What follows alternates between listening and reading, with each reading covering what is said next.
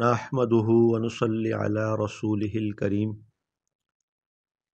اعوذ باللہ من الشیطان الرجیم بسم اللہ الرحمن الرحیم ولا يأتل أولو الفضل منكم والسعة أن يؤتوا أولي القربى والمساكين والمهاجرين في سبيل الله وليعفوا وليصفحوا ألا تحبون أن يغفر الله لكم والله غفور رحیم۔ سورہ نور۔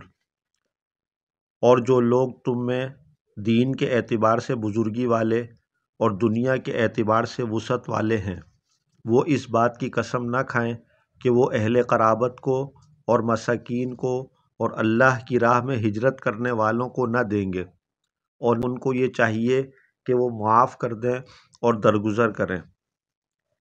کیا تم یہ نہیں چاہتے کہ اللہ تعالیٰ تمہارے قصوروں کو معاف کر دے؟ پس تم بھی اپنے قصورداروں کو معاف کر دو، بے شک اللہ تعالیٰ غفور الرحیم ہے۔ فائدہ: 6 ہجری میں غزوہ بنی المصطلق کے نام سے ایک جہاد ہوا ہے، جس میں حضرت عائشہ رضی اللہ عنہ بھی حضور اقدس صلی اللہ علیہ وسلم کے ہمراہ تھی۔ ان کی سواری کا اونٹ علیحدہ تھا، اس پر ہودج تھا، یہ اپنے ہودج میں رہتی تھی۔ جب چلنے کا وقت ہوتا چند آدمی ہودج کو اٹھا کر اونٹ پر باندھ دیتے۔ بہت ہلکا پھلکا بدن تھا، اٹھانے والوں کو اس کا احساس بھی نہ ہوتا تھا کہ اس میں کوئی ہے یا نہیں، اس لیے کہ جب 4 آدمی مل کر ہودج کو اٹھائیں، اس میں ایک کمسن ہلکی پھلکی عورت کے وزن کا کیا پتہ چل سکتا ہے۔ حسب معمول ایک منزل پر قافلہ اترا ہوا تھا، جب روانگی کا وقت ہوا تو لوگوں نے ان کے ہودج کو باندھ دیا۔ یہ اس وقت استنجے کے لیے تشریف لے گئی تھیں، واپس آئیں تو دیکھا کہ ہار نہیں ہے جو پہن رہی تھی۔ یہ اس کو تلاش کرنے چلی گئیں۔ پیچھے یہاں قافلہ روانہ ہو گیا، یہ تنہا اس جنگل میں کھڑی رہ گئی۔ انہوں نے خیال فرمایا کہ جب راستے میں حضور صلی اللہ علیہ وسلم کو میرے نہ ہونے کا علم ہوگا تو آدمی تلاش کرنے اسی جگہ آئے گا۔ وہیں بیٹھ گئیں، اور جب نیند کا غلبہ ہوا تو سو گئیں۔ اپنے نیک اعمال کی وجہ سے طمانینت قلب تو حق تعالیٰ شانوں نے ان سب حضرات کو کمال درجے کی عطا فرما رکھی تھی۔ آج کل کی کوئی عورت ہوتی تو تنہا جنگل بیابان میں رات کو نیند آنے کا تو ذکر ہی کیا، خوف کی وجہ سے رو کر چلا کر صبح کر دیتی۔ حضرت صفوان بن معطل رضی اللہ عنہ ایک بزرگ صحابی تھے جو قافلے کے پیچھے اس لیے رہا کرتے کہ راستے میں گری پڑی چیز کی خبر رکھیں۔ وہ صبح کے وقت جب اس جگہ پہنچے تو ایک آدمی کو پڑا دیکھا، اور چونکہ پردے کے نازل ہونے سے پہلے حضرت عائشہ رضی اللہ عنہ کو دیکھا تھا، اس لیے ان کو یہاں پڑا دیکھ کر پہچان لیا اور زور سے انا للہ و انا الیہ راجعون پڑھا۔ ان کی آواز سے ان کی آنکھ کھلی اور منہ ڈھانک لیا۔ انہوں نے اپنا اونٹ بٹھایا، یہ اس پر سوار ہو گئی اور وہ اونٹ کی نکیل پکڑ کر لے گئے اور قافلے میں پہنچا دیا۔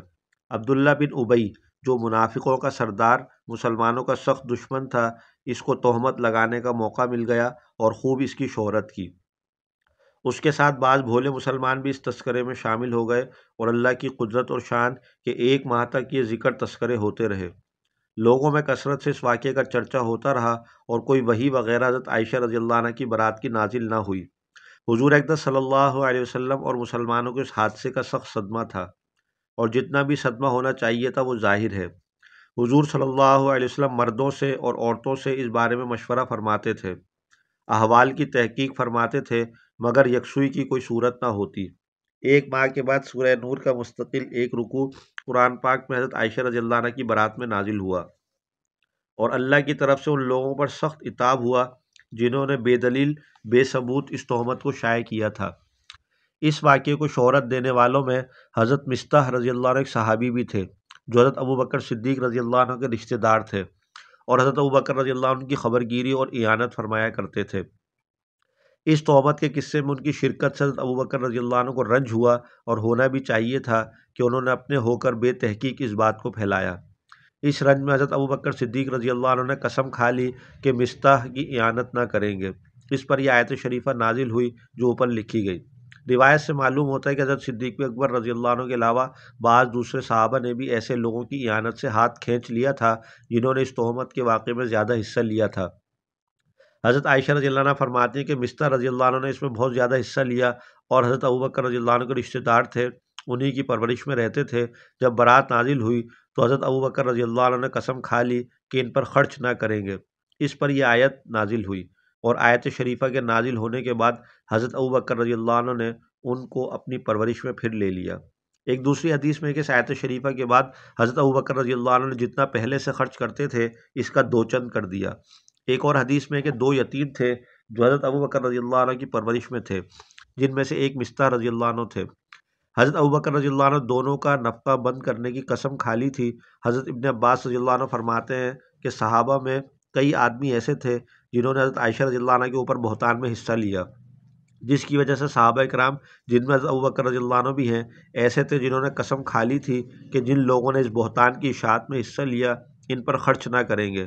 اس پر یہ آیت شریفہ نازل ہوئی کہ بزرگی والے اور وسعت والے حضرات اس کی قسم نہ کھائیں کہ وہ صلہ رحمی نہ کریں گے، اور جس طرح پہلے خرچ کرتے تھے اسی طرح خرچ نہ کریں گے۔